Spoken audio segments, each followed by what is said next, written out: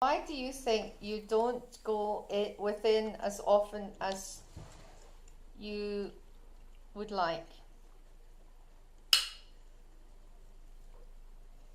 Um,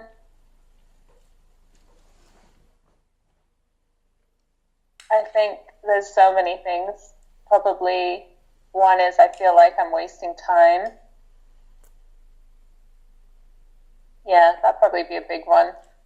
Well, if I've got a strategic plan to write, why am I, and there's never enough minutes in the day, why am I not just writing it rather than, meditating on it?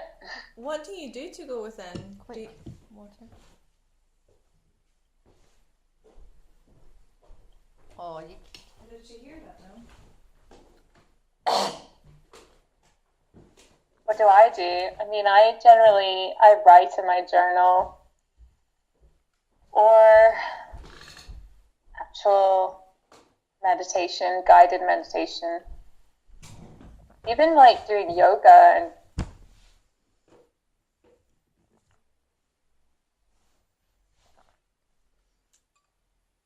those things are really good. Sorry, did you say even doing yoga and those things are very good? Or did you say something else after yoga? Like breathing. Yeah, that's what I said, just breathing and stretching. Well, I'll tell you what I do, and I found this simplified it and got me doing it far more often. I found myself in the mornings going within and calling and dialoguing with what I was calling my love, because that's what it felt like. My my most intimate love that knew me far better than anyone, way beyond anyone else, that had been looking after me all my life and had immense wisdom, was all knowing and all seeing, and yet gentle and quiet. And that I call my love. It does seem very personal, very intimate, and the love of my life, literally. So when I got that sense, it removed the need to do any technique, because that just got in the way and took up time when I could go straight there. Uh-huh. Do you know what I mean? Yeah. So that was quite a stark learning, actually. And of course, when I'm not attending within, like when I'm not here with Carrie, with her, it doesn't mean when I'm away from her I don't love her. Love's still there. Yeah. And I think that's the same thing. The love of within, the true self, if you like, is still there no matter what I'm doing, what we're doing. Mm. How are you meant to know that some things, your true self, are not just like the stories that you tell yourself about yourself or your ego?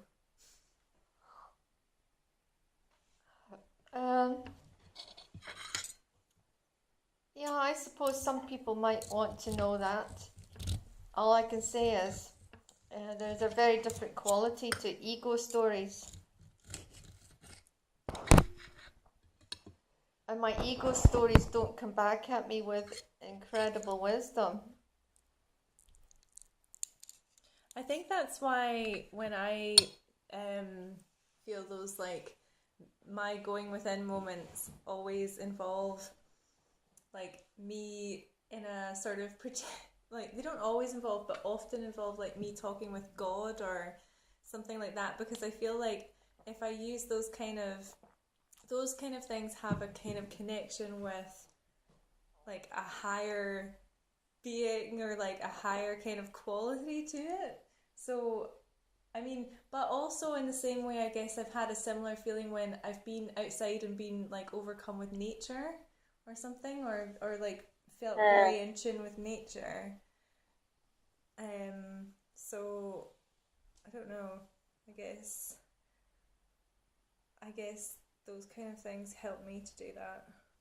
What was your original statement or question that started this conversation?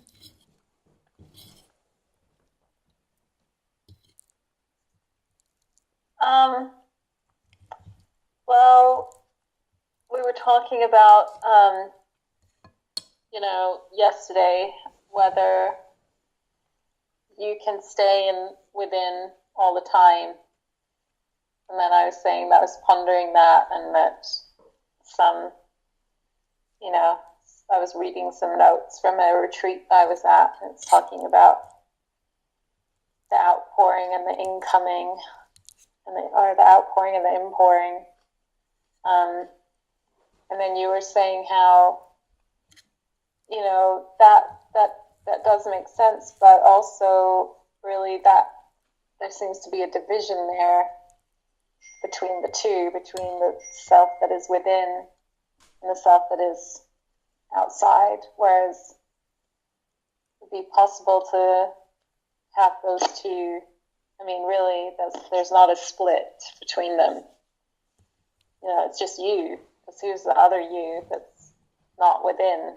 We were saying that. And then Carrie, what were you saying, Carrie? You were talking about that as well. Oh, you were talking about Satchidananda and how you saw him shouting at someone on the phone and how you could still be present even if you were doing that. And then I was saying that oh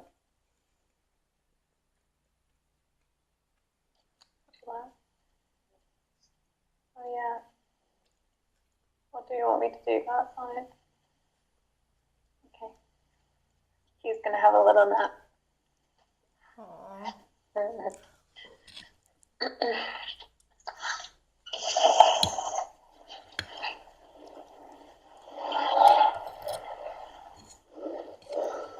So I think the ultimate question, and then the really beautiful thing was you were saying like, why should I not like care what other people think? Do you know what I mean? I was saying that. Yeah. But I was getting really caught up in what other people think. And you were like, well, why shouldn't you? And I was saying, well, shouldn't we try to improve ourselves? You see, the thing is, you can notice that you are a bit bothered about what other people think of you, because that thought has just arisen, and you've got no choice in that. But where you do have choice is, are you going to follow that thought and let it grow arms and legs? The story of me. Yeah. Do you know what I mean? Or are you just going to acknowledge, let it, so you've acknowledged it, see what else comes up. Not exercise the will to choose not to follow it. That's where we have choice. And that's exercising presence. So when I have those, and it's very strong, when I have those thoughts, it's very strong. So you're saying, so I notice that. Well, actually, there's something that precedes the noticing, which is just hearing other people's voices, or just a tightening of my chest as I think about that email that I wrote, or something like that. Yeah. So that's the first thing. And then I think, why am I feeling that way? This is so stupid. And then I'm like, I really care about what other people think. Yeah, and why am I feeling that is part of you, is part of growing arms and legs. You're going back into the story. The story of you. So where in that journey, where in that story, where do I stop, or where do I go? In the first, to not? if you stick with